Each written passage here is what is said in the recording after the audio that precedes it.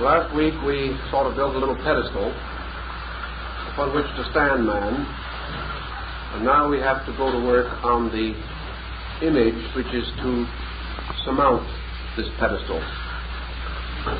Let us then begin with one or two terms that we're going to need in principle, whether we refer to them often in words or not. In Indian philosophy we have a term jiva, J-I-V-A, which is an Eastern name to signify the universal life principle.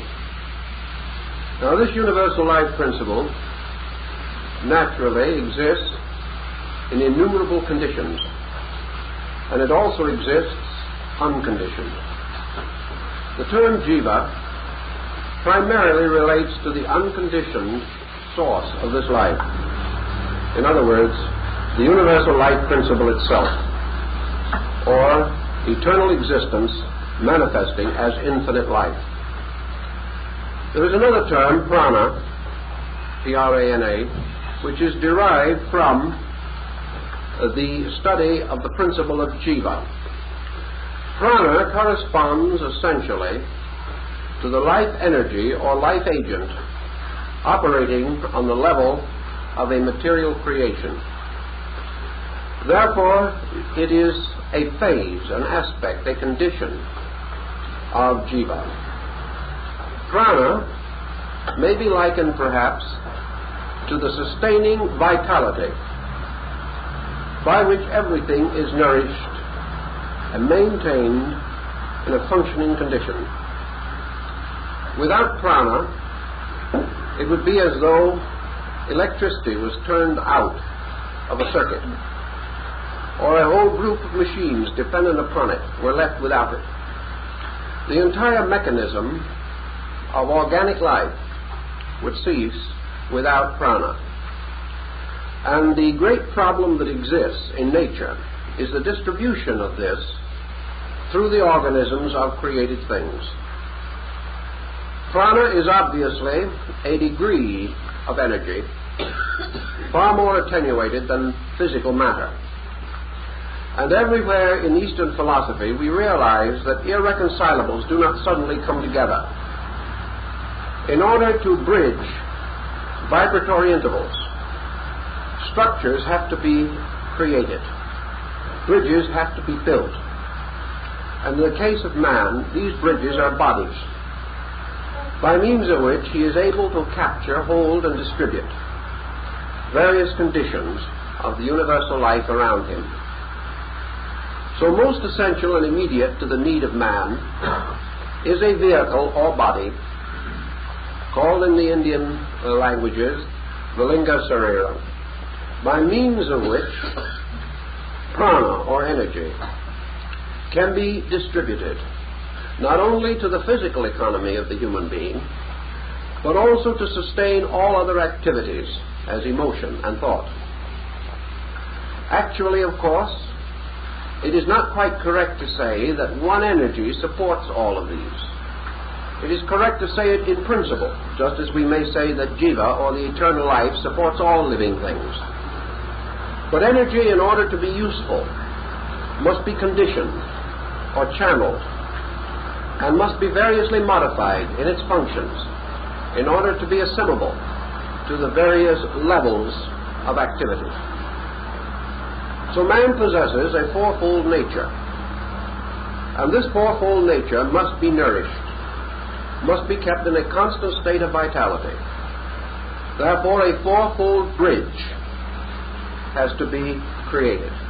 And this fourfold bridge is composed of what the Western esotericist has termed the vital body. This is the body by which vitality is channeled. And the function of this body is obviously important to all of us. And wherever we have devitalization, we have obstruction in the motion of vital energy through the body. Now, when we recognize vital energy, we are easily convinced that it represents a principle of activity. And yet there is one phase of vital energy which apparently does not demonstrate activity as we know it, and depends for its definition upon molecular activity. That is, activity within itself. This particular form of energy we have termed, hypothetically, physical ether. Now, physical ether, or chemical ether, is possessed of one attribute by which it may be recognized. It is a principle which holds or binds things. Therefore, the primary function of this particular form of energy is that things shall have an existence in the material world. In other words, all of the minute particles, for example, which compose the body of man, are held together because of this hypothetical medium in which they are immersed, and by which the principle of cohesiveness is maintained. If this principle is withdrawn from a body, as occurs in death, the body slowly but inevitably disintegrates. Or if it is preserved, as in the case of the Egyptians, then this body gradually turns back to inorganic substance, becoming almost, as it were, a stone. Now, a stone, however, must also have some kind of etheric binder. Otherwise, it could not even exist. And every material structure exists because of a cement that holds the infinitesimal parts of it together. Now, in the case of the human being, the lowest manifestation of energy is this cohesiveness, this power which maintains and organizes structure, so that structure does not disintegrate. And this living substance must have an existence as a structural archetype prior to the formation of the physical body, because the body does not produce it. The body is merely dependent upon it. We told you last week that the body is not a principle. Therefore, that essentially it has no dimensional functions of its own. It is a receptacle of principles.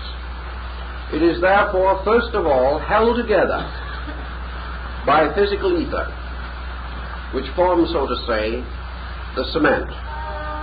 And this cement keeps the structure in an appearance and in a type and in a kind.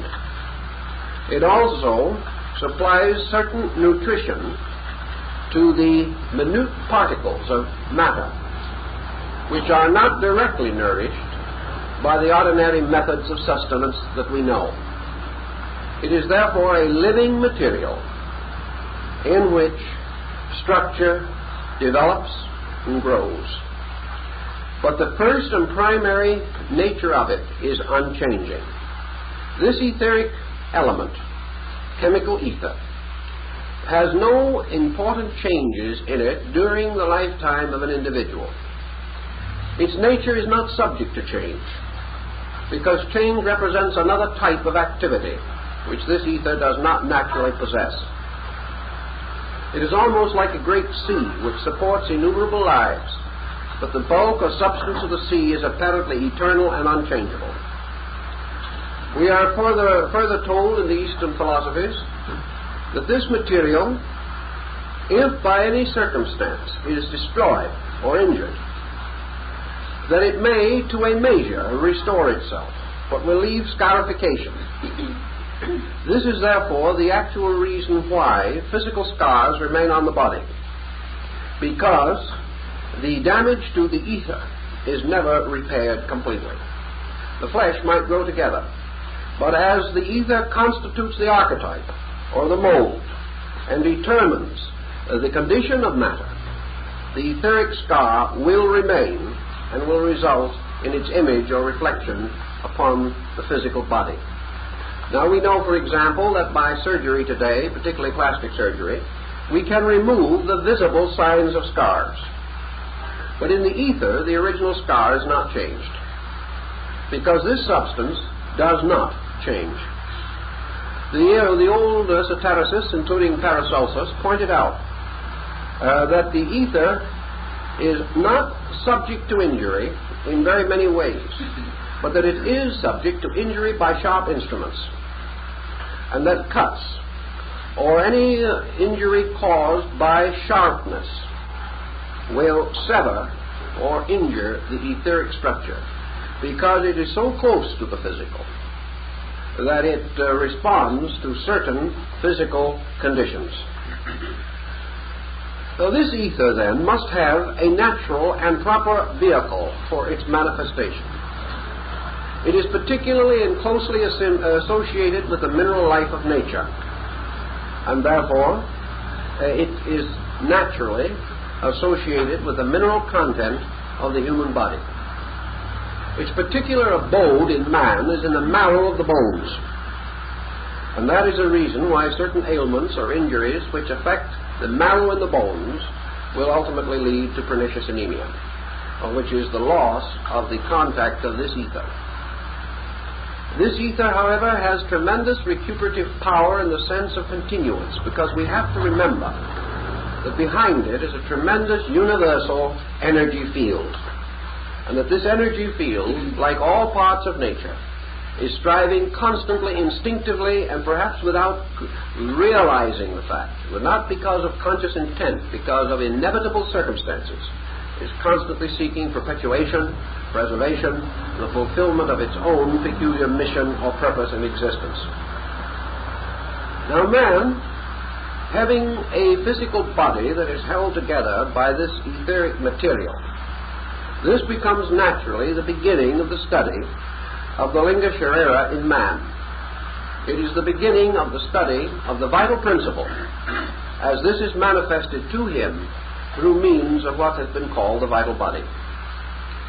We must study then this body this evening and try to understand many of its peculiarities, its wonders, and its reasons for existence, and its inevitable need in the compound of the individual.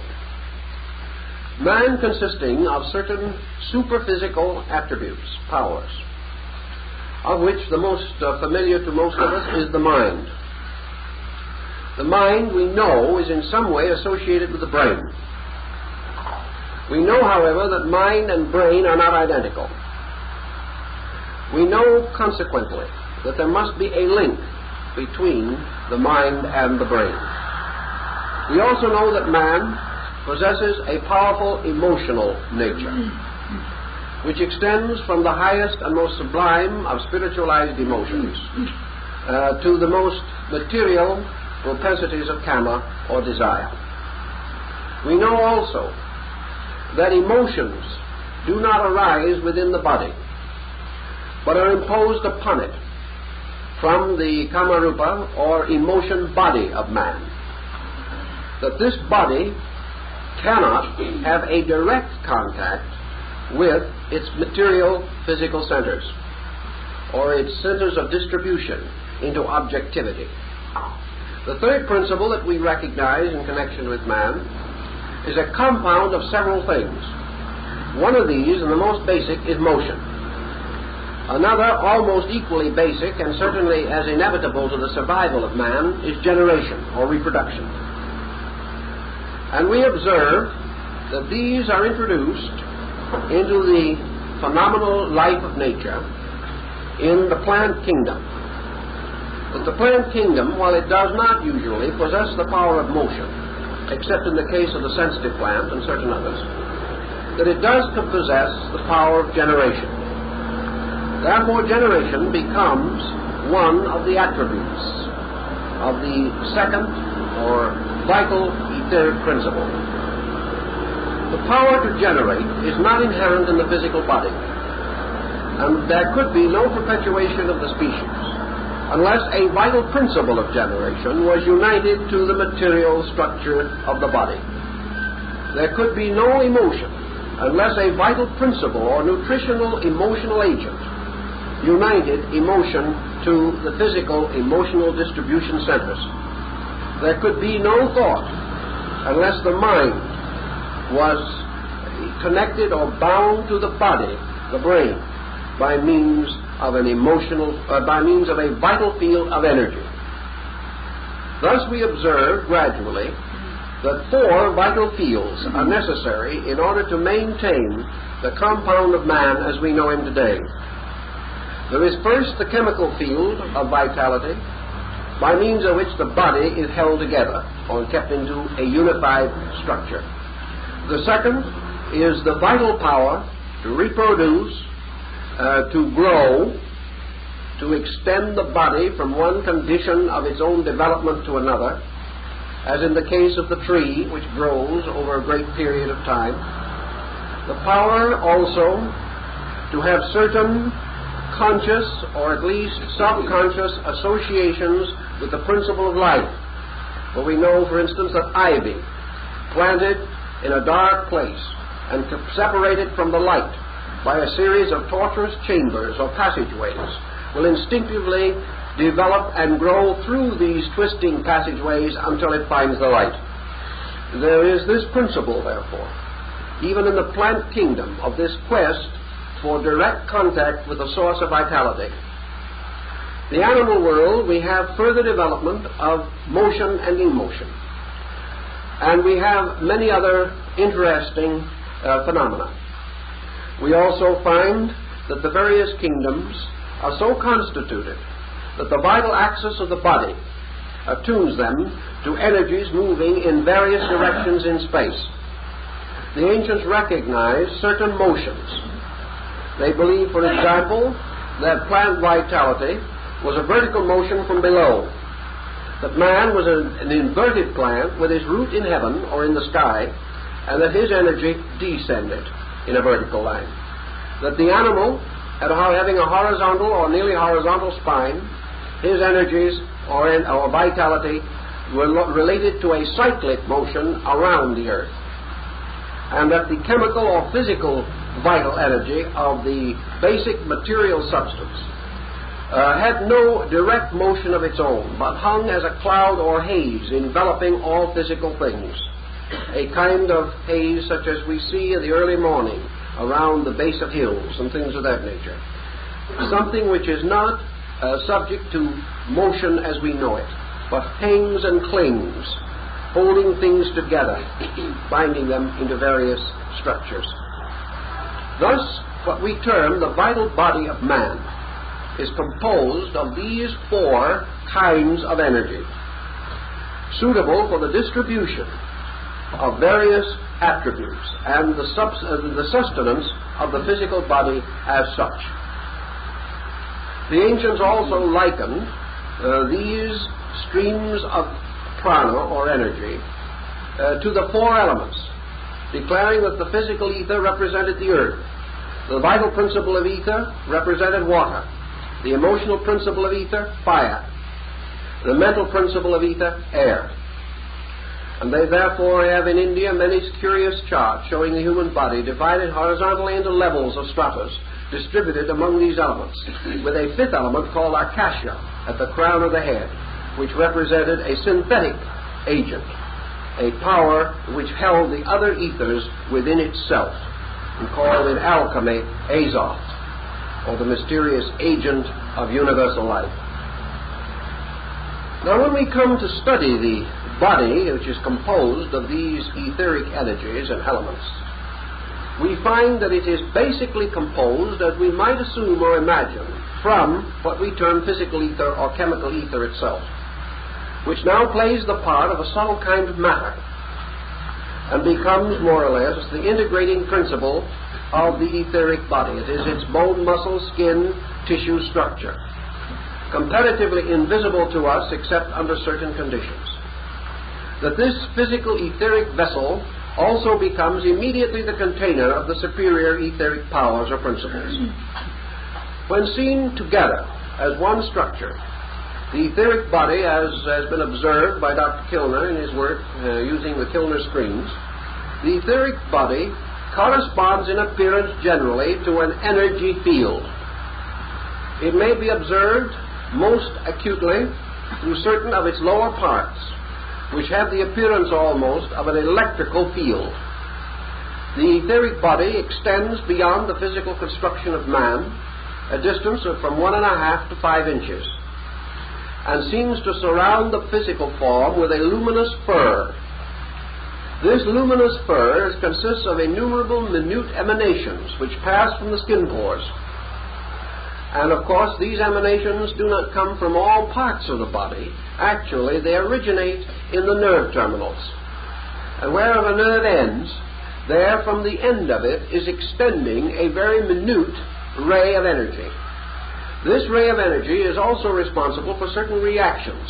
For we know that under some conditions, we can gain what might be apparently an almost miraculous ability to feel or to sense things a short distance from the body. Also, we may, under certain conditions, as in cases of mesmerism, find that these energy extensions can be used to affect the energy fields of other persons. Under very careful analysis, we know that the vital body is composed essentially of molecules, and that these molecular forms, very minute, are in a mysterious way associated with the body's physical cells, and that there is an etheric molecule associated with each physical cell of the body. This is the reason why the old Hindus affirmed that the etheric double was an exact duplicate of the physical body, because it corresponds molecule for molecule with all structure. The etheric body itself, being thus a field of emanation, if we study the emanations very carefully and systematically, we observe that these emanations are like some kind of falling water. Socrates, in describing or discussing the flowing of water, told his disciples to remember that what we call the flowing of water is the result of minute dry bodies moving across and with each other, tumbling over each other, but that each original unit was dry. He therefore essentially discovered something that we have not known until much later. In this emanation from the etheric body, or through the pores of the skin, we have therefore a perpetual emanation of what appears to be light, but which when carefully examined proves to be a stream of minute geometrical forms, almost like extremely tiny snowflakes. These represent molecular discharges of energy.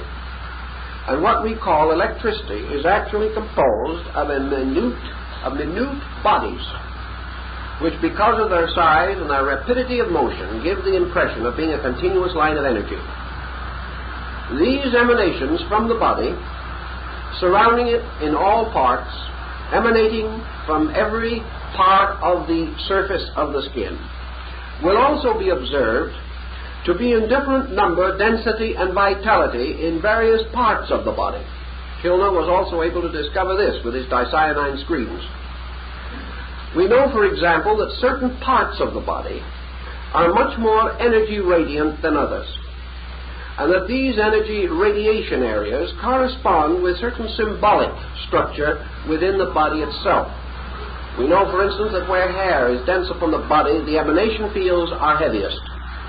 And there is everything to cause us to suspect that what we call hair is very largely a growth or crystallization, a form of vegetation sustained by energy moving directly from the surface of the body, and therefore directing the general core of growth, the hair being a single tube-like structure which has been constructed around an energy field for a purpose.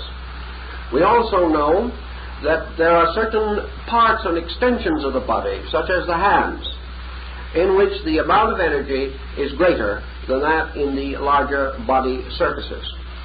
We know also that each finger terminates in a particularly powerful vortex of etheric emanation. We know also that this emanation differs with the different fingers under various conditions.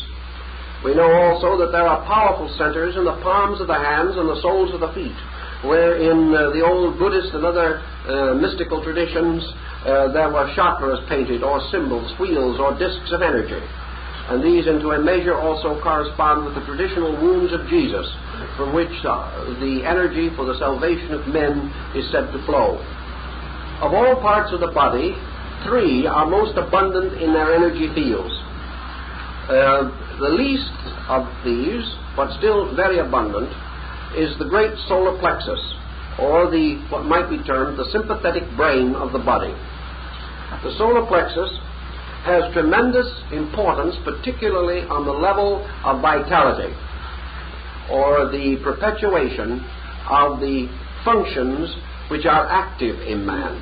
The physical or chemical form of ether does not move function, but the vital ether, which is centered largely in the great abdominal area, moves action and bestows upon all things both their will-led or their autonomic functions. Some functions are by conscious purpose, some, like respiration and the beating of the heart, are automatic. And all these functions, which have to do with the principle of animation and motion, are under this second etheric power. It is so located in general in the great solar plexus area and is closely associated with digestion and assimilation in the physical body. We will come back to this in a moment because it is the particular subject of the evening, but we want to pass on to a general resume of certain other points. The next most important of all the centers is the cranial area, or the brain. And in the brain we have a tremendous exaggeration of etheric substance. Also an extraordinary differentiation and a breaking down of ether into sub-levels and sub-varieties and sub-vibratory notes, all within 1 grand octave, however. Because of the tremendous intensity of the etheric field around the brain, it is frequently represented as the nimbus or halo around the heads of sanctified persons. And of course we realize that the nimbus has been used in religious art by many peoples prior to Christianity, because wherever the individual or the mystic has had any extrasensory perception at all, he has become aware of the luminosity around the heads of persons in whom an extraordinary, remarkable degree of growth has been attained. The greatest of all, the most important of all these centers of vitality, however, and the one that must always and inevitably dominate, is the heart center. It is here that is located the Saptapana cave of the Buddhist initiation, the 7-roomed house of man, or the cave with the 7 chambers within it. Or as Tatian said to Hermes in his famous discourse, upon the diaphragm stands the pyramid of the Almighty, which is the heart.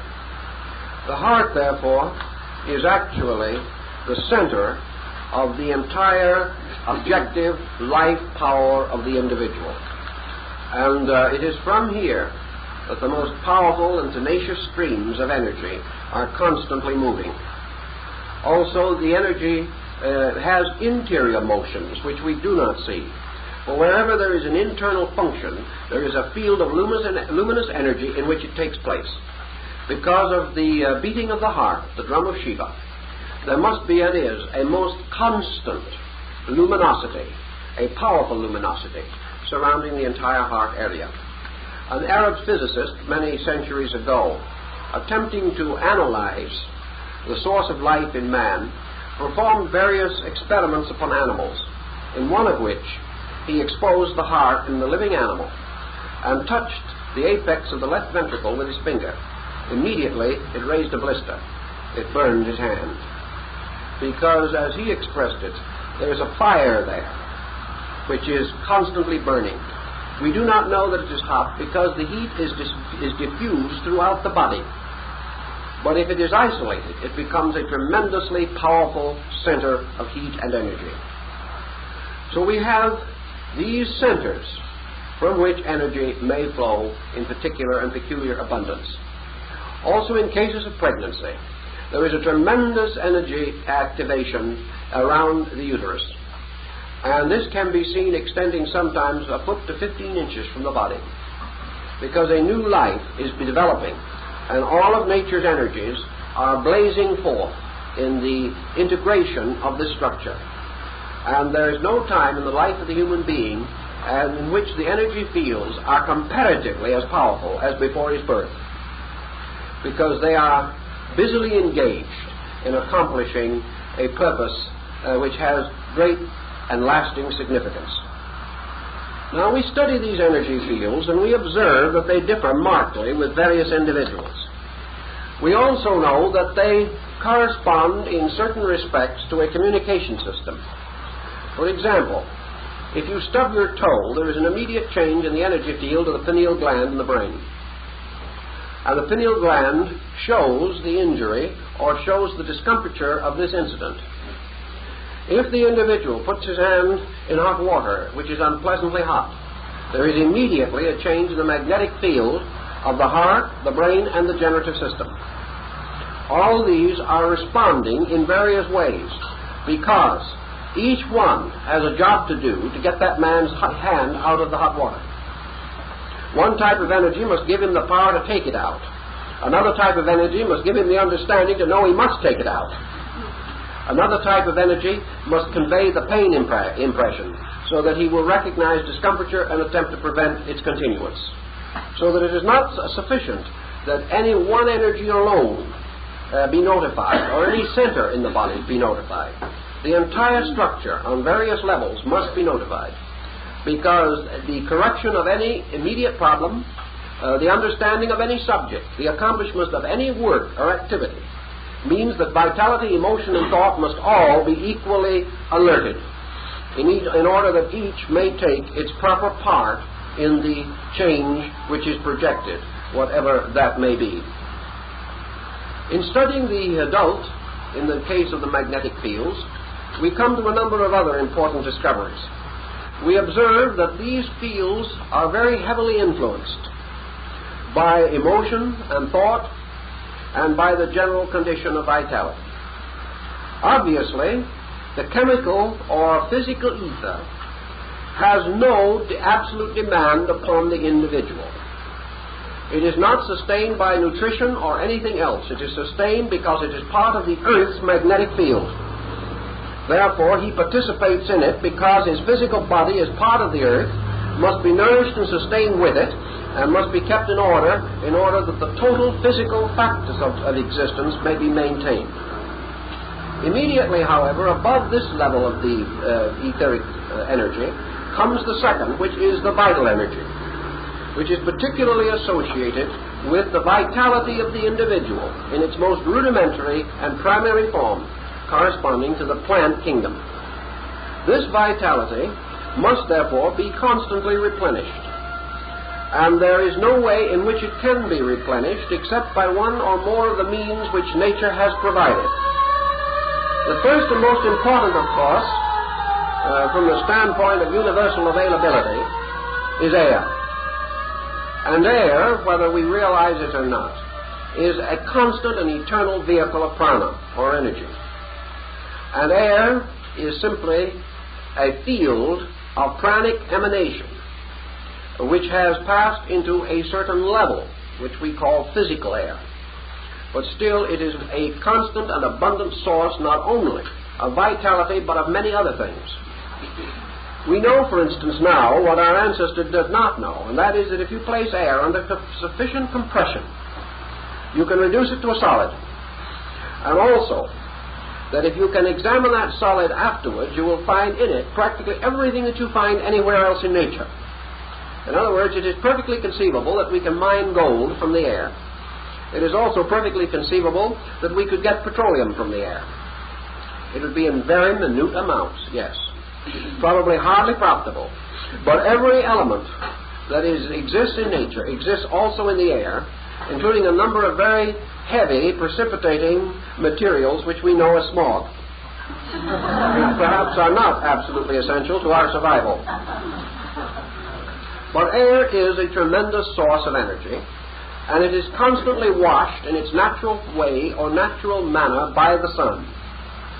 Now, recognizing air to be a carrier of ether, and recognizing it, therefore, as one of the life-giving agencies, we now discover another use of energy, and this brings up something which we might make a brief detour on. I hate to take the time, but I think it is important.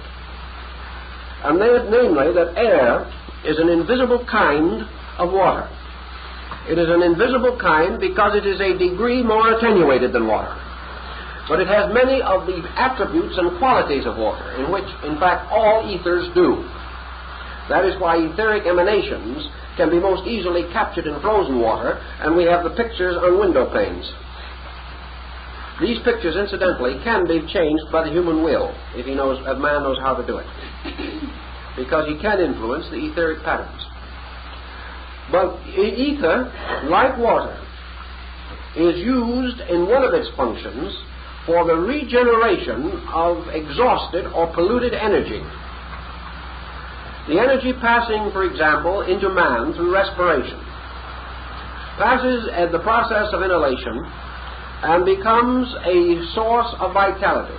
Wastes, dead materials, are passed out of the lungs through exhalation and are returned again to the air, where subjected to light and to the pranic field.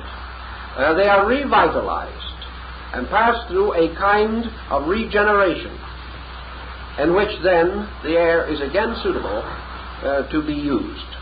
The same thing happens in water, and water will inevitably purify a certain amount of refuse material which may be entrusted to it.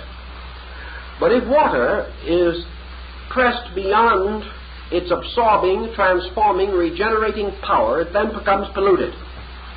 And if it is polluted, it simply means that the amount of material entrusted to it for purification is greater than it can transform. Air has the same limitation. And it is very possible that one of the phases of our smog problem lies in the fact that our various activities are throwing into the atmosphere more material than the vital energies of the sun and the vital field of the earth can transform. Therefore, gradually, a pollutional factor is being built up. Now, as man is constantly emanating etheric streams from the body's surface, we know that these etheric streams form a kind of elimination. These were called in 18th century France, during the period of Dr. Mesmer's researches, an invisible perspiration, which again is a method of excretion, of sending out of the body certain materials which are not useful to it. If, therefore, the energy fields are depleted, the excretion through the etheric double is not complete, and we therefore begin to build up what we commonly know as toxins. Ether thus has this particular and important function, the function of purification. And the polluted material returning into the stream of pranic energy is reconverted and made again useful to the conscious needs of creatures. Also, there are creatures in nature which are able to contribute to this purification, for some forms of life live on energies which are destructive to other forms, and thus nature maintains a magnificent equilibrium in its process of preserving and purifying the streams of life that are needed for human survival. If we study the difference, for instance, between a healthy person and a sick person, we will observe immediately that this difference is marked in the vital emanations of the etheric body. The moment vitality, for one reason or another, is impeded or is obstructed within the body, we find this energy gradually fading out. The fur seems to fall limp against the surface of the body. The emanation retires until it merely encircles the body by an eighth or a quarter of an inch. Its color is faint, and even in the most vital parts of the body there is a marked depletion, although this depletion cannot be complete or the body would die. We observe then that it is quite possible to diagnose a variety of ailments through the study of this etheric field. And gradually, through various types of electrical research and so on, we are discovering methods by means of which these emanations can be qualitatively and quantitatively measured. And through this measurement, we are able to understand them and prepare various remedies. Nutrition is another very important phase of our problem. Nutrition, however, is not the support of the body by means of the dead bodies of other things. We do not live upon forms. We live rather upon their energy fields. And we are nourished by anything that we eat merely because of its vital or etheric content. This etheric content restores or strengthens the etheric structure of the body of the individual. Thus, by food, we live not upon the form of the food, but upon its vitality principle.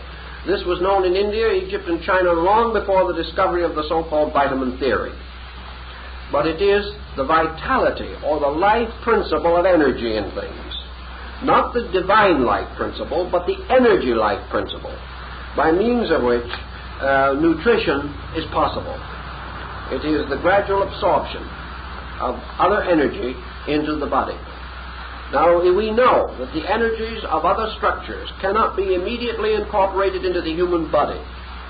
They must be introduced in small amounts, and they must gradually be overwhelmed by the energy field of the body itself. This is the reason why, under exhaustion, or under pressure, or under extreme nervousness, food does not digest. It means that the energies necessary to overwhelm or overcome the foreign etheric energy are not abundant.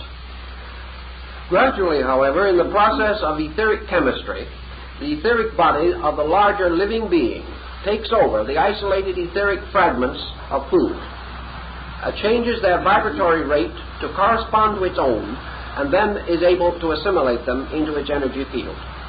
This process is constantly going on in one way or another. Now, we know that wherever there is life, there is action. And we have two kinds of activity now that are associated directly with man's physical survival. One is the cohesive bodily energy, by means of which forms are held together, and the other is vitality, by means of which function is maintained. Now, these two represent a compound which can never be separated from man during the state of life. If man is ever separated from these two forms of energy, he will die. Therefore, it is not possible during the state of life for these energies to fail or falter, or the structures which support them to pass beyond a certain degree of desuetude without endangering total survival. Now, these are the two lower fields forming the lower half of the etheric structure. And above these are two other forms of ether. And the particular quality of these other two forms is that they are not merely radiant. Both of these other forms are empowered with motion. The two higher etheric structures are both movable. They both exist in a state of constant motion, not merely polar vibration. The lowest of these two higher etheric principles is the one which binds the emotional nature of the person to the emotional center of the body. And in simple fact, this emotional center is located in the apex, or in the great part of the liver. Therefore, the principle of emotion in man is distributed through the liver. Now, this does not mean that man's loves and hopes and fears originate in his liver. Let's not understand it that way. Remember, however, that between love and hate and fear and this physical body, there is an interval. The body does not hate. Hate has no body. The body does not love. And love, as the ancient Greeks said, is invisible forever. Therefore, the process of bringing emotions through into objectivity means that a method has to exist by which an abstract energy, in this case a psychic energy, the power of the soul, can come into the material form and be distributed through the nervous structure and also through the endocrine chain.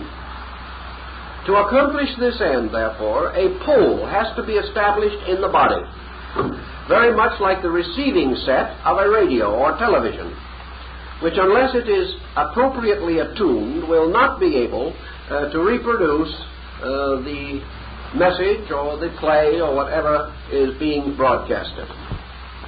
Therefore, the liver forms this radio receiving set for emotional energy and causes the individual to experience in life the sense of feeling. To achieve this sense of feeling, the emotional energy which is associated with the liver, must distribute this emotional content which it carries within it, and for which it forms a vehicle or body throughout the system. And according to the old Hindu philosophy, this is done by way of the blood. Therefore, as Mephisto says in Faust, blood is a most peculiar essence. For blood is the symbol in ancient times of the soul. It is the symbol also of man's emotional content. On the level of religion, we know the mystery of the cleansing blood. On all symbol levels, we realize the same thing. We know that the spear of Longinus the centurion pierced the liver of Christ. We know also that Prometheus, the ancient Greek light-bearer, chained to the rocky crag of Mount Caucasus, was given a vulture to gnaw forever at his liver. The liver, therefore, from earliest times has been associated with the distribution of emotional energy, and is the particular seat and center from which this energy is distributed and diffused throughout the sensitive areas of man's sympathetic nervous system and through the chakras or the nerve centers of the body. Now, as this occurs in connection with the emotional ether, we know that this ether carries with it a number of important functions, one of which is to maintain sensory perception. We know that also it sustains the cycle of the skandhas, or these interrelated attributes, by means of which the individual becomes conscious of himself as a being. These are the intensities. These are the attributes, the roots of selfishness and selflessness, of passion and compassion. And by means of these, the physical body is able to interpret the emotional degree of maturity attained by the entity or the person in the body. This further gives us understanding why it is that emotional content will affect physical health. We know that when emotional intensity strikes the etheric field, which must distribute this intensity, that certain results are inevitable. This field may and should exist, much like a pleasant afternoon in spring. It should be placid. The energy itself should be moving graciously and gracefully in the cycles which are natural to it.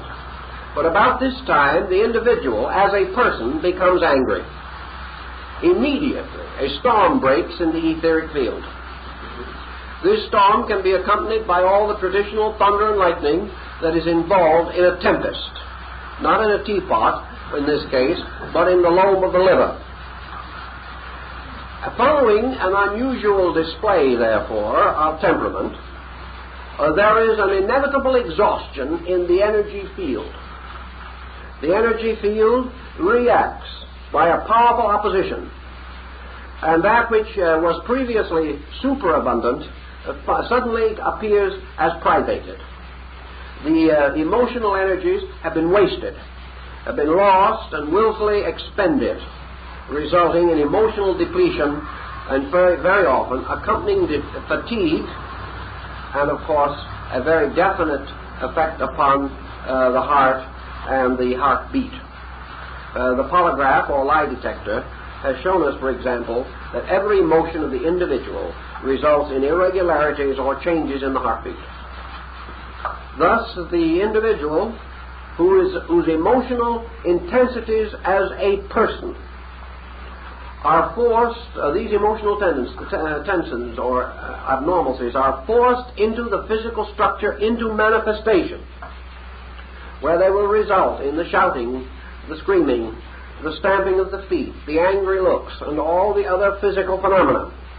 That this transmission of emotion into physical symbolism is accompanied along a road of ether, and that these emotional intensities have a tendency to destroy or at least to limit or restrict the normal functions of this etheric binder.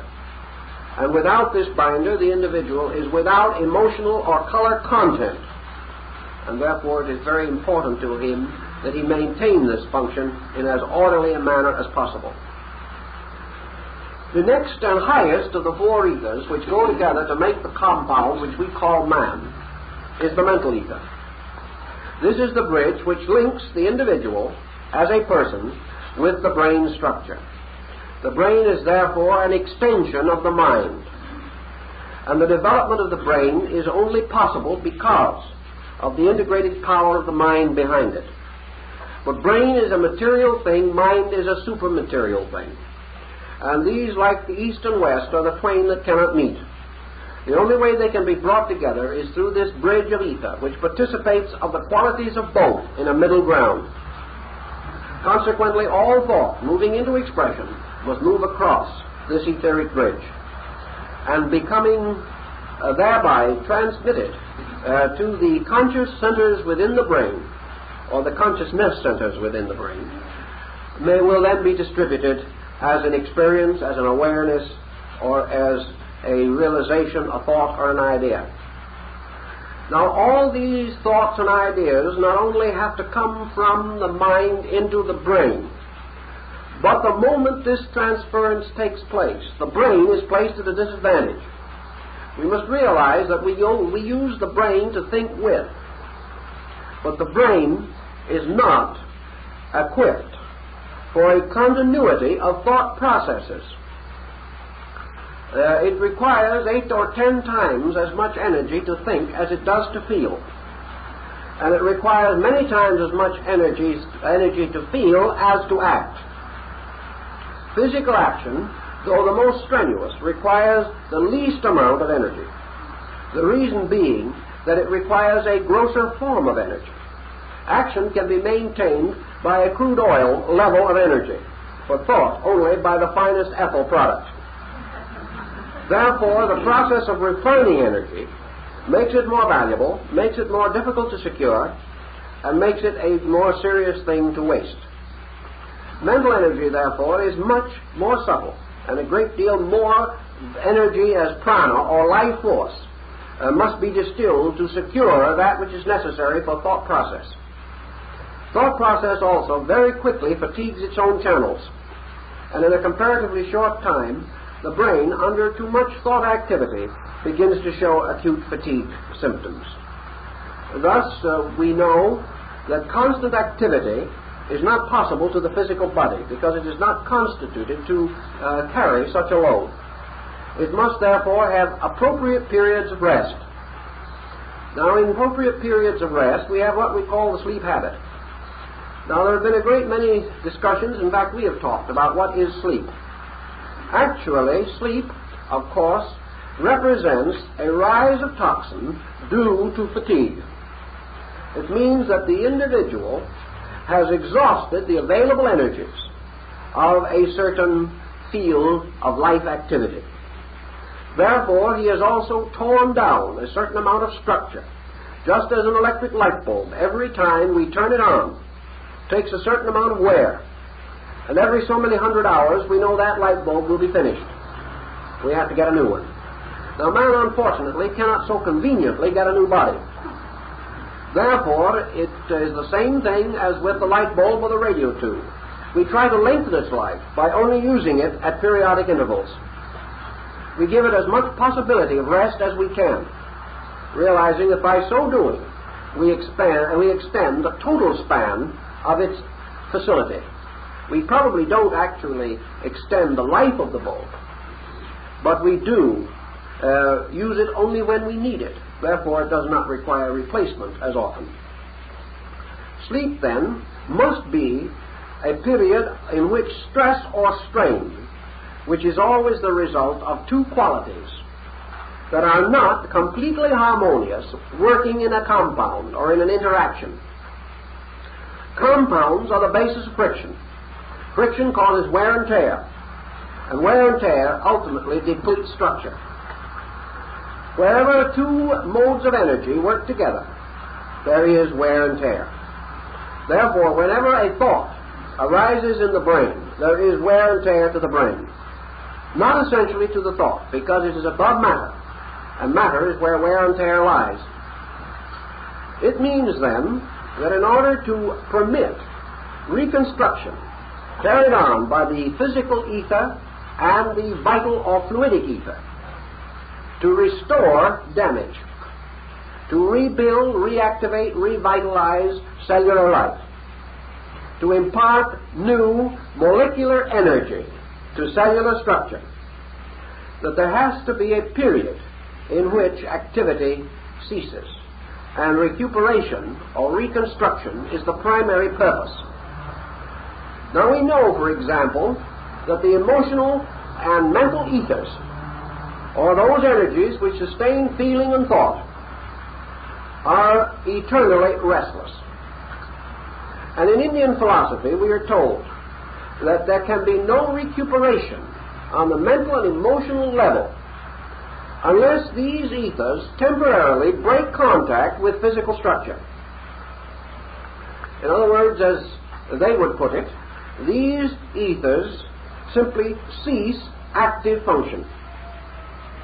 They become dormant, or almost completely so, retaining only a sufficient bond with the body to preserve the life, the continuity of faculty and feeling. Thus it was said in ancient times that in sleep these ethers simply departed. They left. And therefore the individual was without emotional or mental energization. The departure comes with the process of going to sleep. And when these energies are re-established, the individual awakes. This means, however, that the etheric structure must be divided into two parts, one of which is capable of being separated from function without danger. The other cannot be. That part of the etheric structure which vitalizes function, maintains structure, cannot be separated from the body. Therefore, the two higher etheric instruments are said to be separable. That is, they can depart or return. The rest, our lower ethers, however, must remain constant during life. These four ethers, then, constitute the four bridges, and they form together what we term the vital body. They are bridges upon which traffic moves in several directions. This traffic may move either from the person to the body, or from the body to the person. One is action and the other is reaction. Now the ethers moving from the person to the body carry with them the energized activities of the person. Those returning from the body to the individual, or to the individuality behind it, carry also certain messages. These messages being primarily the results of sensory orientation in the material world. Thus we know that one of the functions of ether is to convey the sensory findings of the individual to the centers in which these findings can be evaluated. And that sight carries its message into the brain. And that here the brain orients it, thinks about it, meditates upon it, accepts or rejects according to its own pleasure. This is not true. All sight function, or all other sensory function, is first of all an agitation, a conditioned agitation within the etheric field. The ethers carry the impressions directly across their bridge to the corresponding part of man himself, not the body. Therefore, certain emotional messages are carried to the emotional parts of the person in the body, and mental messages to the mental part. It is this person that then passes the energy equivalents back again through the brain or through the liver to become objectively known in the material personality. This process is exceedingly rapid. It is so rapid that the average individual could not even measure it or estimate it. As far as we are concerned, the process is instantaneous. But actually it is instantaneous because this entire mystery is suspended in a sea of constant vibration. And this vibration is ever flowing against the two shores, the person above and the body below. And this vibration, therefore, carries its message constantly to both of its extreme polarities. And these polarities participate in activities of all kinds because of this energy field. Now let us suppose for a moment, in thinking of this, that we now have the compound vital body with its four essential functions. That this vital body, according to Hindu philosophy, after death of the physical body, takes on the appearance and general attributes of the previous physical embodiment. That it remains for a time, usually not too great a length of time, until all of its energy records are transformed or returned to the person. After that, the vital body itself disintegrates. The vital body having no essential meaning other than that of a conveyor or a messenger. It is not the source of any creativity of its own. It is simply a carrier, a wire-like medium through which energy moves, or upon which energy is transmitted.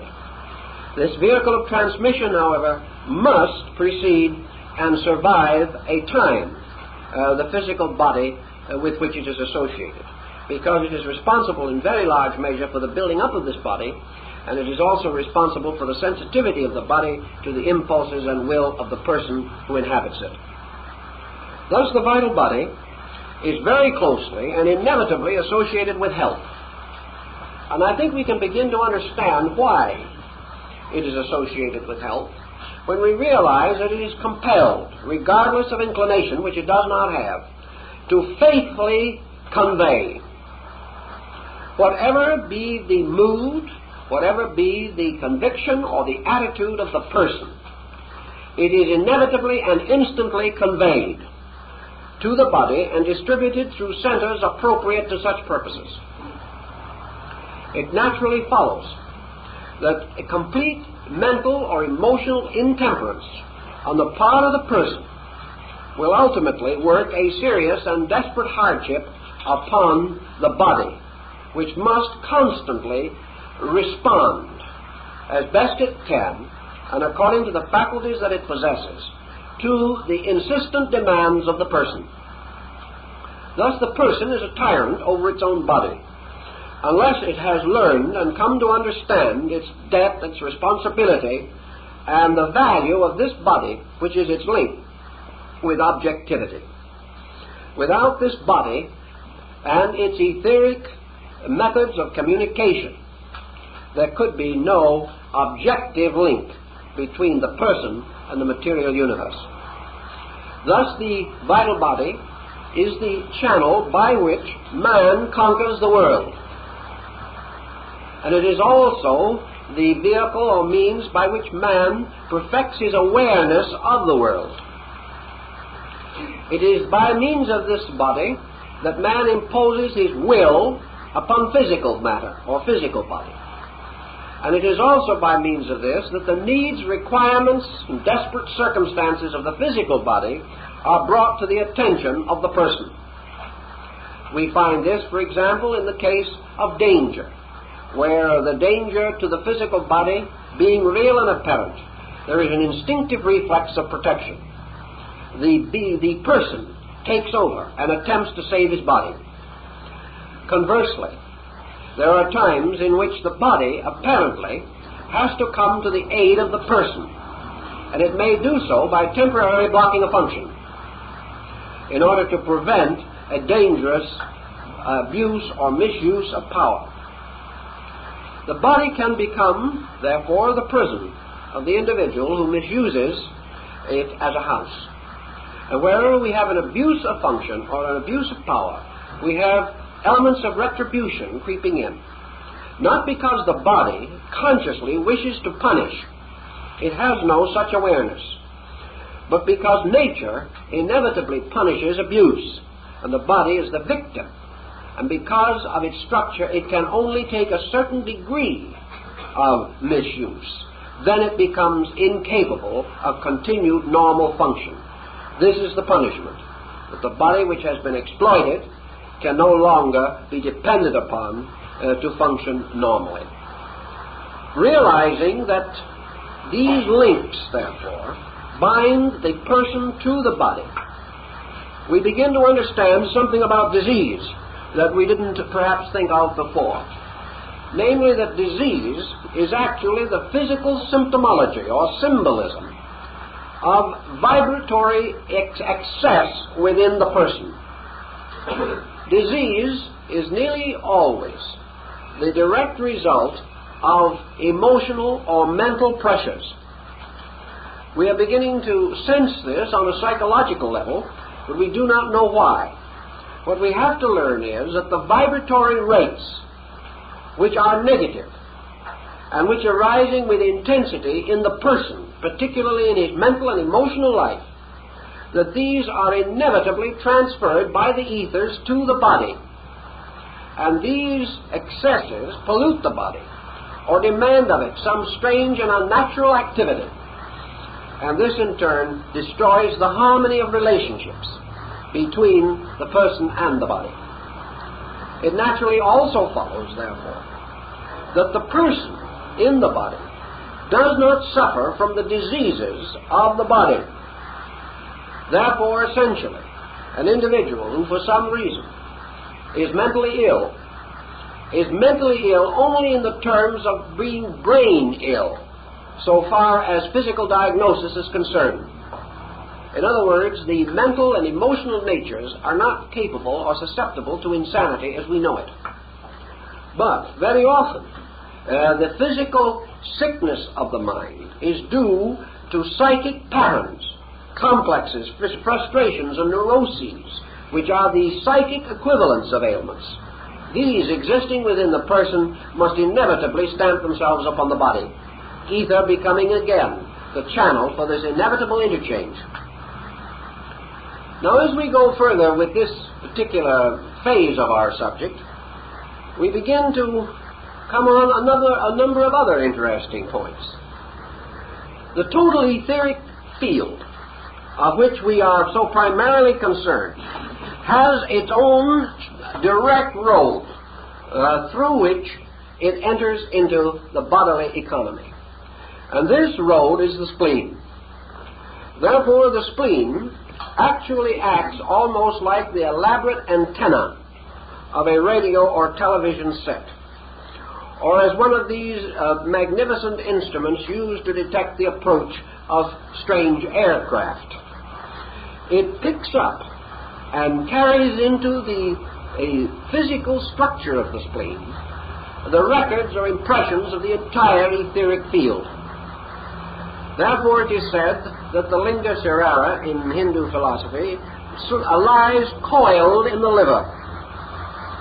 And here we may say that it becomes the absolute administrator of energy.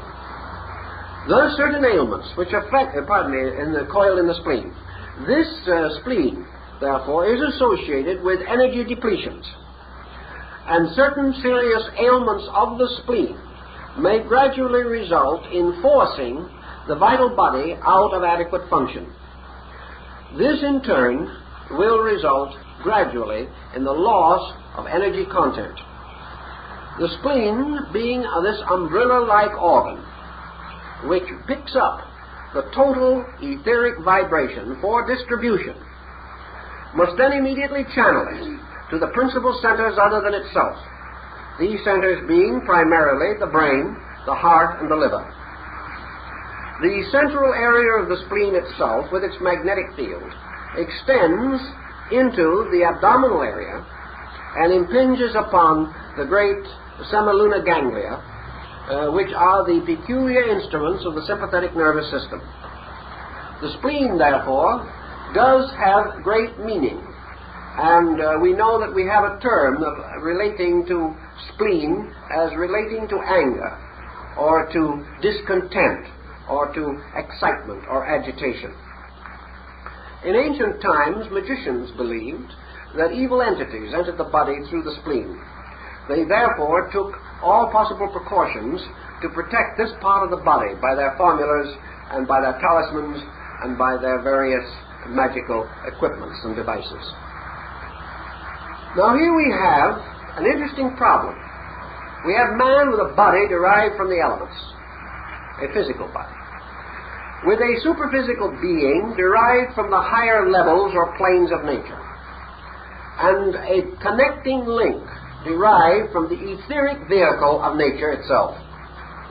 In other words, man's physical body is bound to the physical body of the world, his etheric to the etheric body of the world, his emotional to the emotional body, and his mental to the mental body of the world.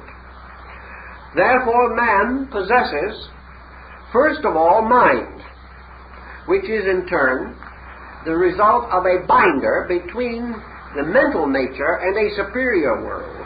And he has a brain, which is the result of a binder between the mental nature and an inferior world. Thus mind stands in man as supported by the universal principle of intellect, and brain stands supported by the personal principle of mind. Thus, in every part of the universe there is an absolute order and a descent from universals to particulars. And in this descent, man's physical body is the basket which catches all the particulars, and by which these particulars are manifested forth on various levels of activity. In the Eastern system, therefore, the control and direction of prana, or the vital energy of the body, became extremely important. And now we must go into certain other attributes of ether. Just as the average person does not recognize any need for a vehicle other than the physical, and looking in the mirror sees his face and calls it himself, so essentially the etheric body, if accepted, becomes a substitute for everything superior to itself.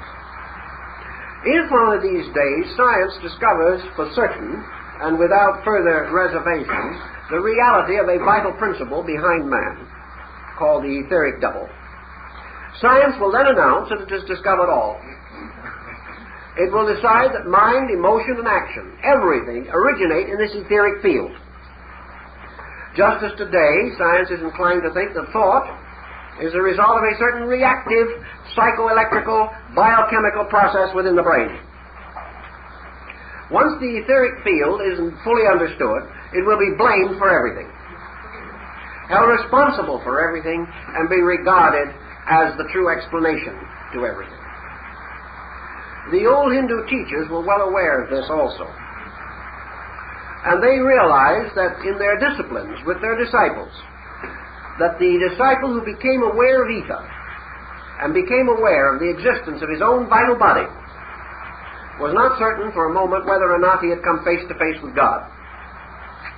Because the vital body, being an instrument of vibration, taking upon itself the coloration of the person behind it, and therefore being the immediate revealer of thought and emotion and vitality, seemed to be the very source of these things. Also recognizing another important factor, and that is the power of thought upon the ether, we come upon a series of very interesting interrelated circumstances. Mind is superior to ether, obviously, because that which is superior uses the inferior for a channel, and the channel cannot be greater than the thing which it channels, or else the position of the two would be reversed. Consequently, the human thought process has a great deal more influence on the etheric substances than upon material substances. This is perhaps one of the reasons why mental healing, thought healing, faith healing have been recognized since the very earliest time. It has been demonstrated that these etheric patterns can be and are affected by the conscious thought and will of the individual. This is particularly and dramatically true of emotional ether. And to the individual who is experimenting with this substance, the emotional energy and its etheric carrier can be identified or considered to be one. We are not yet well enough advanced in this form of abstract metaphysics to be with certainty able to differentiate them. Thus, what do we have? We have the possibility of almost anything happening within the etheric structure, because this structure can take on temporarily a variety of fantasies induced by imagination or belief. One of the most common problems we find in connection with Oriental philosophies dealing with this subject is the substitution of ether for what may be termed the higher bodies of the person.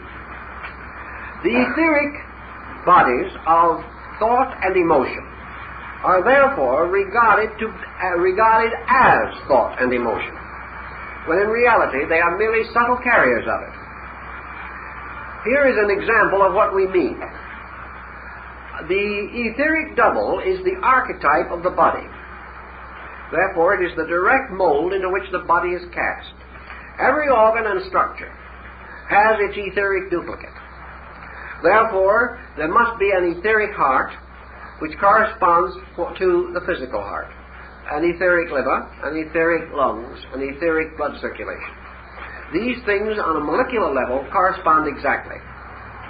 The superior principles of man, however, are not essentially molecular. They are what we would term today atomic. And the old Hindus in their Indian atomistic schools back 1,000, 1,500 years ago were already playing with the atomic theory, as were the Greeks.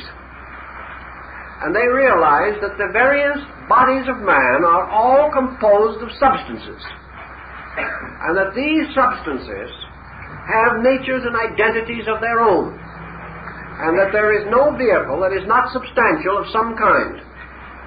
That alone is unbodied or insubstantial, which is infinite life itself.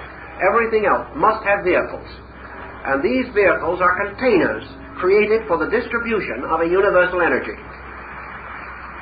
So in man, for example, we have a physical nervous system and an etheric nervous system. Under normal conditions, the etheric structure gives no trouble unless the physical structure is brought into an inharmonious relationship with it. Simple example.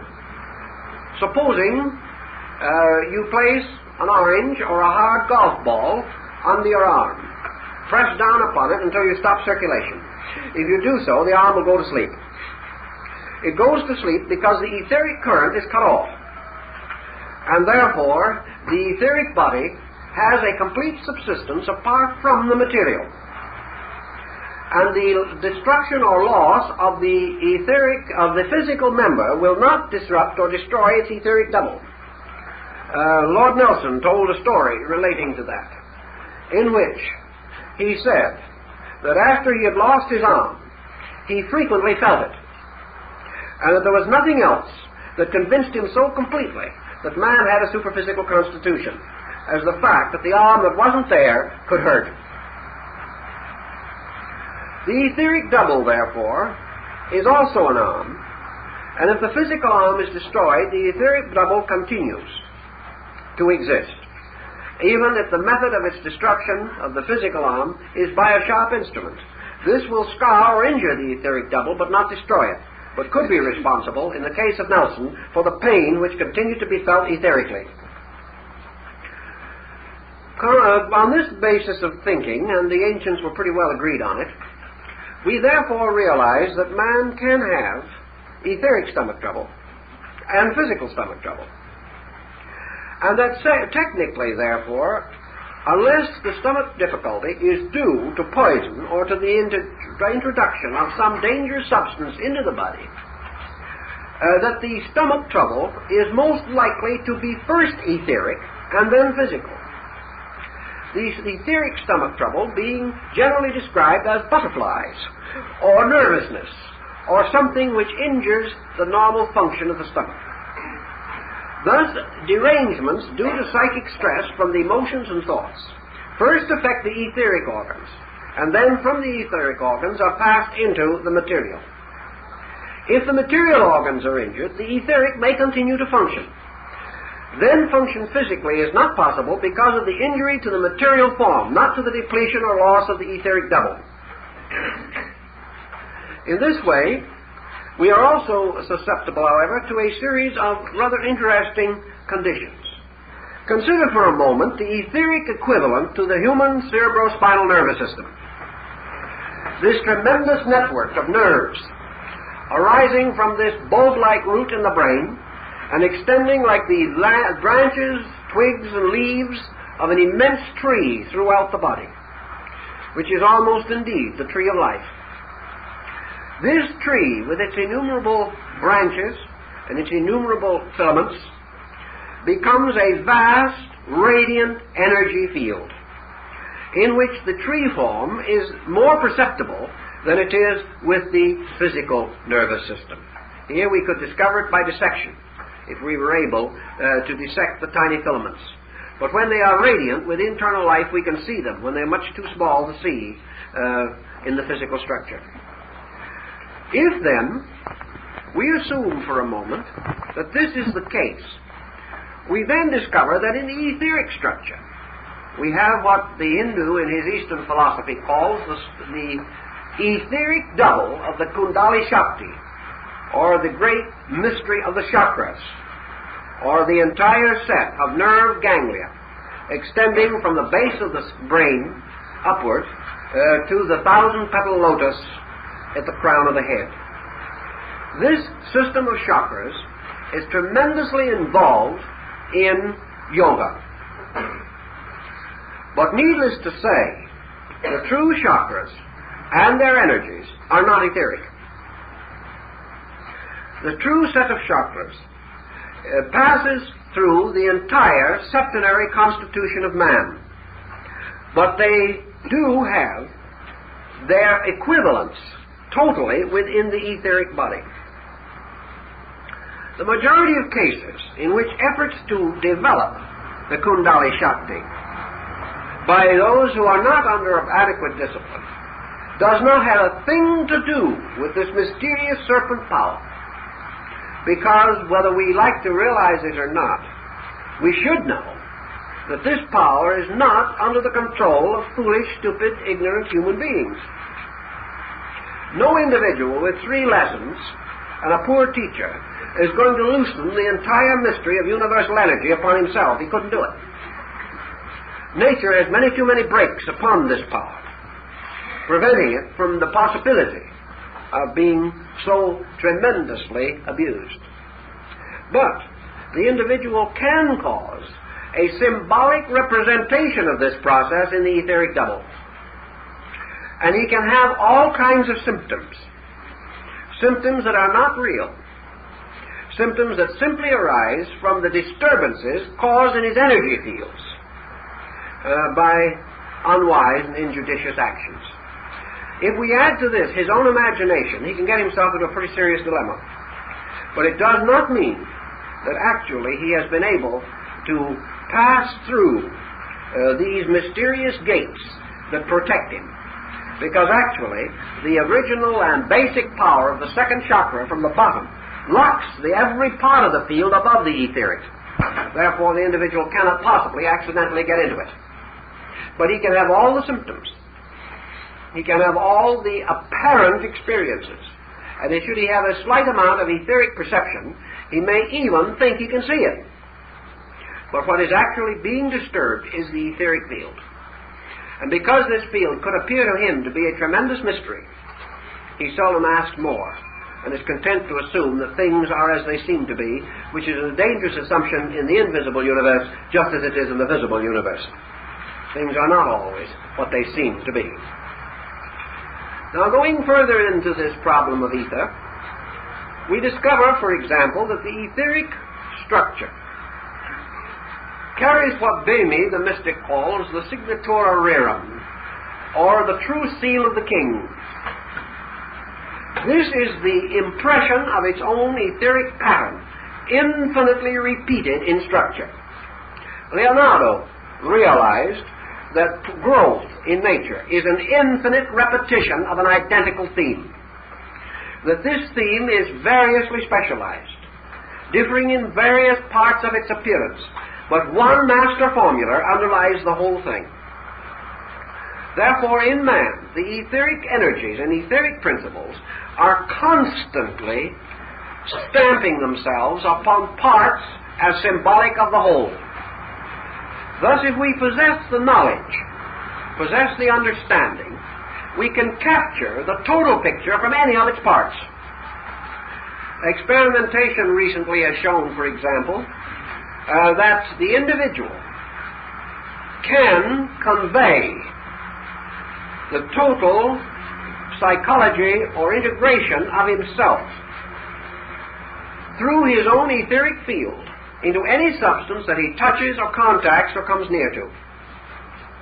If a person moves through a room, his etheric record remains there for a time, because the vibration causes the natural energies in the room to harmonize with this new vibration for a short time as it passes through.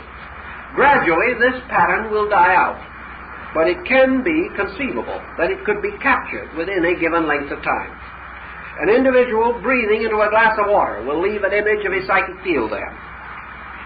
An individual who wears any garments or clothing for any length of time will also impregnate them with this etheric pattern, which is essentially a rate of vibration. It is also quite certain that every drop of blood in the human body will crystallize according to the total etheric picture of the individual, and therefore, theoretically, can be used for the diagnosis of disease. In fact, it has been used at various times. The study of the etheric body of man leads us inevitably to consider the etheric body of the earth, with which the functions and faculties of man are so closely related. We know that the earth's magnetic field, like that of the human being, is a medium or a carrier, by means of which the solar energy can be accepted by a planet and can be transformed and distributed through that planet in various ways suitable to the maintenance of life. Thus, a planet has a heart, a brain, a liver, lungs, everything that any body needs for function.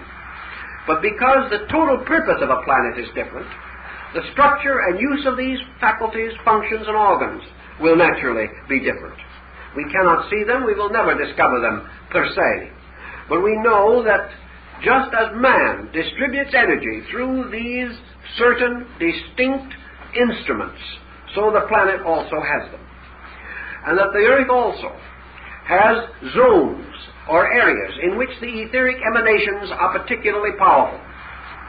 We know, for example, that as the vital body has certain areas, particularly its poles, in which there is tremendous electrical activity. The same is true of the earth, where the electrical polarities are represented to us or recognized by us through the aurora borealis and the aurora australatus. That the earth is also an etheric instrument, and that through this etheric instrument, life is supported on the earth. For man is on the earth because within the earth itself, or in its atmosphere, or in its own invisible body zones, the four ethers are operating perpetually. And these ethers, therefore, constitute always the links between body and being. And as they serve the earth as its link with the sun, so they serve man in his link with the self, or the being which is the center of his mysterious solar system, or the system of his soul. We also know that in different areas in various parts of the earth, these magnetic zones are of various strengths. We know that physical ether, for example, is associated with the earth as a crystal, and is responsible for certain inevitable lines of fission within the earth, which in the case of the total compound earth we call faults. We know also that the discharge of energy from the heaviside layer of the earth's atmosphere may cause these faults to move, resulting in earthquakes. We know also that discharges of etheric energy within man can produce parallel incidents or circumstances. The study of man, therefore, gives us a clue to the study of nature, and vice versa. For whatever happens in nature is in some way happening in man. Man is also bound by the ethers to a number of other important things. Paracelsus von Hohenheim told us that man derives his spiritual energy from the stars, his intellectual energy from the planets, and his physical energy from the earth, or the elements. Therefore, all of these are bridged to him by means of his etheric field. It is because of his etheric field, as Paracelsus pointed out, that there is a universe in man, that there are solar systems within him, that he is a solar system, because he is bound by this tremendous archetypal pattern. And this archetypal pattern, which is causal in principle, first molds ether, and then ether molds body. So between all archetypes and their fulfillment must be ether. Now let's take that on another level of activity. A man decides to draw a picture. In his mind he has a picture in contemplation. On an easel before him stands a canvas, and on a stand the necessary paint and brushes. Therefore, here is the man, here are the elements and the materials, but as yet no picture. Now how is this idea to be transformed into a picture? The idea, like the invisible causal nature of man, can be perfect in itself as far as complete or integrated is concerned. The artist may know exactly what he intends to paint. The materials are entirely adequate. And yet without a bridge between the two, what happens? Nothing. Now in the case of the artist, what is the bridge? Of course, the most immediate and natural answer is his hand. He's going to pick up the brushes, squeeze some paint on the palette, and go to work. But actually, activity is the link. Because without energy, he couldn't move his hand. Without vitality, he could not pick up the paint. Without the emotional ether, he would be unable to integrate the meaning of his picture. Without the vital ether, he could not distinguish the color of the pigments. And without the mental ether, he could not hold the design in consciousness. Therefore, all these ethers have to take part in the preparation of the transference of the picture from the mind to the canvas. This is constantly occurring with every activity of man. But actually, the simplest statement is that without energy, the picture cannot be painted. So between every abstraction and its concrete fulfillment is a demand upon energy. Man likes to assume that energy is infinite. And probably, in a large sense of the word, energy is infinite. Why then cannot man continually call upon it? What is the relation, for example, between the etheric body and age? Why is it that these energies cannot perpetually sustain beings, like the fuel in the ever-burning lamp of the alchemist, or Frida's wonderful wheel of perpetual motion? The answer, of course, goes back to a very simple thing. Action ultimately breaks down substance. The constant action of the body wears it out. Now we know that to a degree this activity can be slowed down. We know, for example, that considering the infancy and childhood of man, that man should live much longer than he does. Incidentally, physical ether has complete control of his life up to the 7th year. From the 7th to the 14th, vital ether. From the 14th to the 21st, emotional ether. And from the 21st to the 28th, mental ether. From the 28th to the 35th, physical ether takes over again, and the cycle is repeated until the end of life is reached. These ethers, therefore, have a certain particular and important part to play. But why does not man continue to exist if he has a cosmic fuel tank behind him that can never be empty? You may as well say, why doesn't an automobile run forever as long as Standard Oil continues to have petrol? It is not the fuel which is the key to survival. The key to survival is the overcoming of conflict in the relationship of the being and his body. The fuel is only the means of communication and the transportation of concepts. The fuel makes activity possible, but is not responsible for the quality of that activity. It must convey the message whether it wants to or not, or whether the message is right or wrong. Now it happens that the physical body of man is a compound held together by a physical ether. It is the nature of compounds that they shall be dissolved. And from the moment of birth, man's compound is subjected to a strain which will ultimately bring about its dissolution. This strain is activated and increased by the unreasonable relationships between the person and his body. Ether supplies energy as long as body is capable of assimilating it. Or unless body, that's in body, the centers necessary for the distribution of this energy are undermined or destroyed. In almost every instance, a study indicates that these centers are prematurely destroyed by the intemperance of the individual. He does not take proper care of his body. He does not make proper use of his energy factors. He dedicates the body to the fulfillment of the purpose of the will. Therefore, he is throughout life forever sacrificing body to intent, and to a large measure to intensity. That which is most frequently used or driven at an unreasonable speed will be the first to break down. A car that is driven unreasonably will need repair sooner than another car. In fact, it can be hopelessly destroyed as an valuable possession by reckless driving. It is the same with the driver behind man. This driver can so afflict the body that by degrees the ability of the physical centers set up for the purpose to transmit energy, this ability is undermined.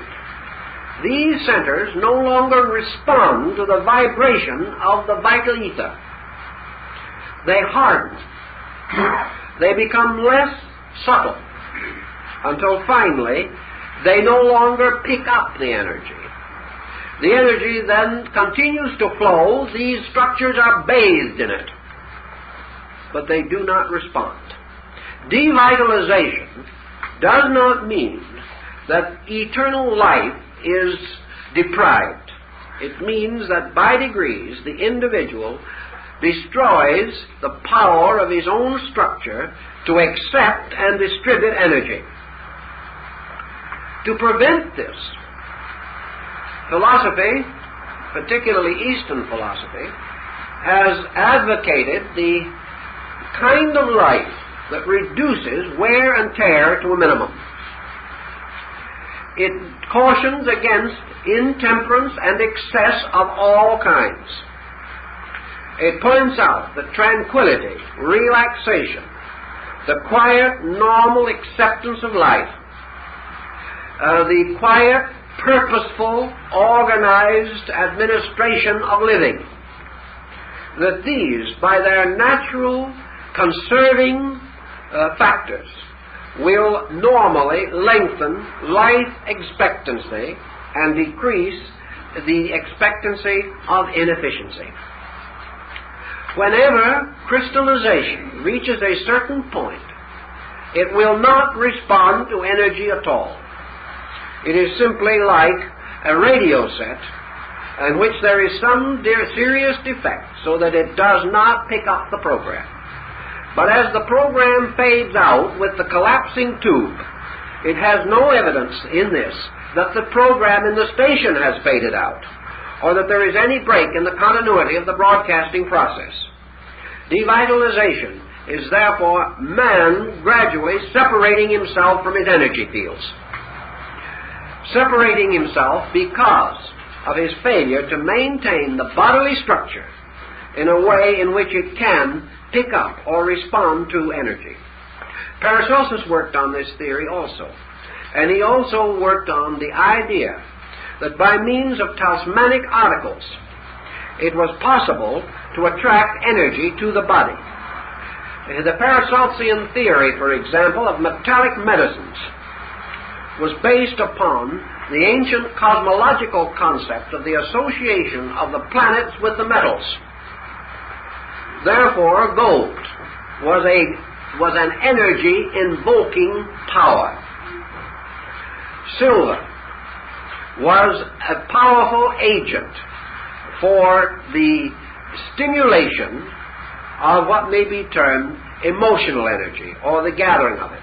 Iron for a certain kind of structural energy.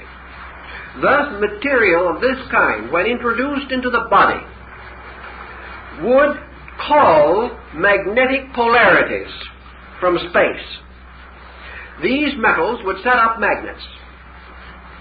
And he went on to explain that what we call a pole in the body to receive ether is actually a kind of magnet which draws and accepts and discriminates between etheric energies. It holds those energies which it needs, and the others are permitted to continue. And those energies which are not at all useful to man may be captured and held by a plant or an animal. Still others may be captured and held by beings and creatures that we have never thought about until the rise of science fiction. But in any event, these energies are picked up by the magnetic fields. If these fields are depleted, we have loss of the power to capture and hold energy. Well, what might, for instance, deplete the supply of gold in the human system? We know man has all of the elements in him in very minute amounts, and that these are important in calling energies to him. The rapid and unreasonable exhaustion of the gold content through the reckless extravagance of use of the energy which it represents may result in debility. If this debility is permitted to go on, it may exhaust the magnetic core of gold within the body and make it impossible for the body to call upon space and the atmosphere and life to replenish its gold supply. Thus, these polarities, if exhausted, deprive man of the future availability of the substance, unless it is introduced by some artificial or magnetic means. Also, the exhaustion of any element within the body and the destruction thereby of a magnetic field has something to do with the excretion of the body. For these magnetic fields are also responsible for taking to themselves and literally transmuting waste materials. Therefore, if they are depleted, they cannot cleanse the zones and areas with which their energies are associated. Thus we have the rise of poison and the rise of toxin, because we have depleted a part of an elaborate system of interrelationships by which man is constantly being fed by space and is casting back into space the waste materials which he can no longer use. Whenever a bodily structure or function necessary to this process is impaired, a part of death sets in. And a great deal of our so-called most serious type of disease, is local death. It is death which is going to spread from one small area or tissue until finally it corrupts perhaps the entire body or destroys the function of a complete organ. This death is always due to one thing, the cutting off of ether. For while the etheric energy is there, life is there. And where this etheric energy can make its entrances and its exits, it will constantly preserve the economy of parts. So that this whole energy, with all of its phases, is nutritional.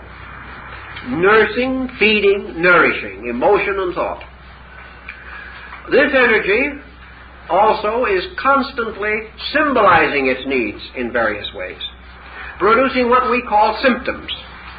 And symptoms relate not only to organs or parts of the body, but to qualities or conditions within the compound constitution.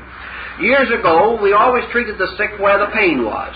Today, we no longer do so, because we realize that the pain may be at one end of the body and the cause at the other. We know now that symptoms spread, and we know that the whole body becomes a symbolic field for diagnosis. For this reason, when Paracelsus discovered, for example, that the spleen, the great gateway of etheric energy, was being impaired, he placed a gold ring on the little finger of the left hand, because he realized that that was what was called the splenic finger, and that in some mysterious way there was a direct relationship between the etheric field of the spleen and the emanations from the magnetic poles of the little finger. If it was the emotional ether that was disturbed through the liver, he put a ring of an entirely different material, tin, on this little finger of the right hand, which he found to be the liver finger.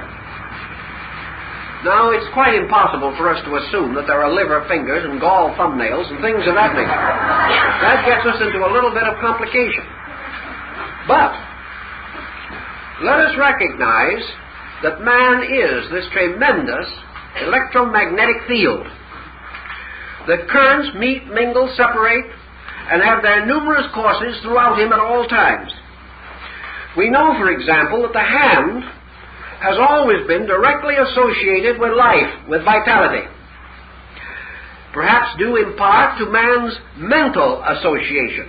Today and for ages, the hand has been the servant of the mind. The hand must therefore be in some way capable of a full interpretation of the compound requirements of the four ethers. And the ancients discovered that this was possible through the four fingers, and that the mysterious fifth ether, or kasha of the Hindus, was the thumb. And that symbolically, these fingers, by their natural motions, by their structure, by their coloration, by their nails, by the markings upon them, were in some way directly related to the basic energy fields of the human body. This may not seem quite so unreasonable if you assume it to be possible that the character and destiny of individuals can be read from their lines in the hand. Cairo, Count Harman, believed this was because there was an artery which went directly from the heart to the hand, and therefore that the hand as the particular symbol of man and his purpose.